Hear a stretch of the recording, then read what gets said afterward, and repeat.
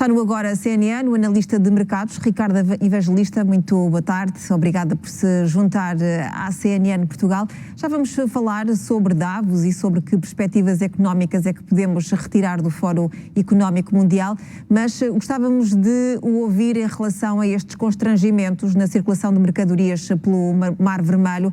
Até que ponto é que isso é uma má notícia para a cadeia de distribuição e para a economia mundial? Olá, boa tarde. Sim, é uma má notícia porque a utilização da Rota do Cabo, em vez do Canal de Suez, pressupõe um aumento da duração do transporte de mercadorias entre, por exemplo, Xangai e Roterdão, que será entre 10 e 14 dias. Os custos também sobem, como é óbvio, ou seja, numa altura em que estamos a tentar globalmente controlar a inflação para podermos começar a baixar as taxas de juros, estimular o crescimento, etc., surge agora este imprevisto que, desde um ponto de vista da economia global, vai de novo exacerbar riscos inflacionários e vai tirar um pouco a margem de manobra aos bancos centrais, como o BCE, por exemplo, para começarem a adotar políticas monetárias menos restritivas. Já há algum sinal de que possamos estar a observar um aumento dos preços, quer das mercadorias, quer nomeadamente dos combustíveis? Não, ainda é cedo para isso. Esta é uma crise relativamente recente que se começou a desenrolar mais ou menos desde o fim do ano passado, portanto ainda é um pouco cedo. A nível da energia, por exemplo, os preços até têm estado a cair, mas isto tem a ver com outros fatores, tem a ver com a força do dólar, que está a subir a sua cotação face às outras moedas. Logo o petróleo e o gás, sendo cotados em dólares, têm vindo a descer de preço, e tem também a ver com as perspectivas de crescimento económico global, sobretudo na China, que são um pouco pessimistas, e logo levam a que as expectativas de procura de produtos energéticos como o petróleo e o gás sejam menores, e portanto isso tem um impacto negativo sobre o preço, que tende então a cair. Mas se esta crise se prolongar ou até se exacerbar, com a transformação das tensões, por exemplo, entre o Irão e o Ocidente e Israel numa guerra mais aberta, que fecha então completamente o tráfego através do Mar Vermelho e do Canal de Suez ao tráfego de mercadorias, isso poderá então ter um impacto que será com certeza visível imediatamente e levará a subidas de preços, e poderá também afetar a cadeia logística global, com atrasos nas entregas, etc., tal como vimos durante o período mais agudo da pandemia. Sim.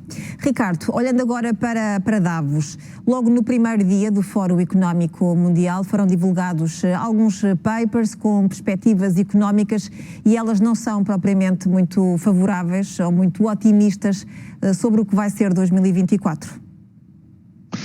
Sim, estamos um pouco aqui numa tempestade perfeita de ventos contrários, em que estamos a assistir a grande instabilidade geopolítica, com duas guerras bastante importantes, uma na Europa, outra no Médio Oriente. Temos também o espectro do que poderá vir a acontecer em Taiwan.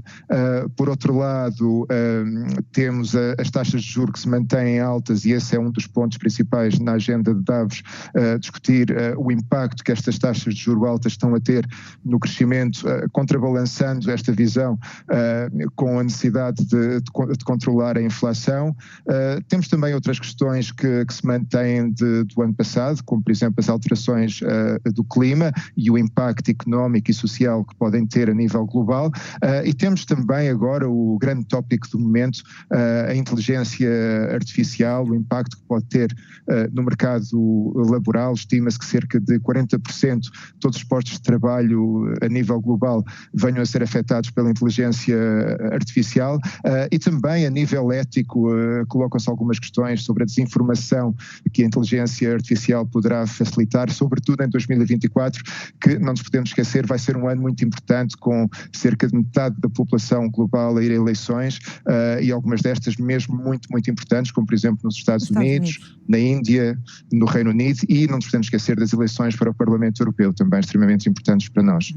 Apesar de tudo isto, deste contexto, hoje Christine Lagarde veio dizer que é provável que lá para o verão as taxas de juro possam baixar, mas notou-se que há muita prudência nestas declarações. Está pouco consolidada esta baixa da inflação? Sim, repare, eu penso que no Banco Central Europeu a política neste momento será um pouco de esperar para ver, sobretudo, o que vai acontecer com as negociações do Pacto Laboral, ou seja, como vão ser as subidas dos salários na Europa.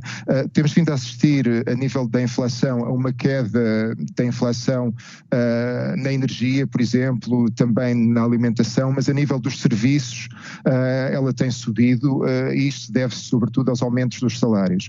Portanto, eu penso que dentro do Banco Central Europeu existe um pouco esta divisão entre tentar contrabalançar as expectativas de crescimento económico que necessitam de taxas de juros mais baixas, mas ao mesmo tempo também salvaguardar a luta contra a inflação para não deixar que ela se torne de novo um grande problema. E depois também não nos podemos esquecer que o Banco Central Europeu tem os seus paradoxos, as suas idiosincrasias, porque está dividido um pouco entre o Norte, que é mais cauteloso e que é mais apologista de manter políticas mais prudentes e as taxas de juros elevadas durante mais tempo, e o Sul com níveis de dívida soberana mais elevada, para quem isto é um problema e que querem que o crescimento ressurja o mais rapidamente possível e também que o financiamento dessa dívida tenha o custo o mais baixo possível. Portanto, o Banco Central Europeu está dividido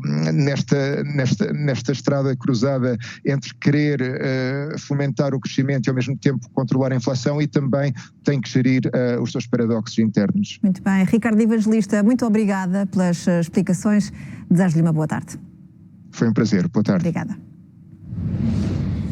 O primeiro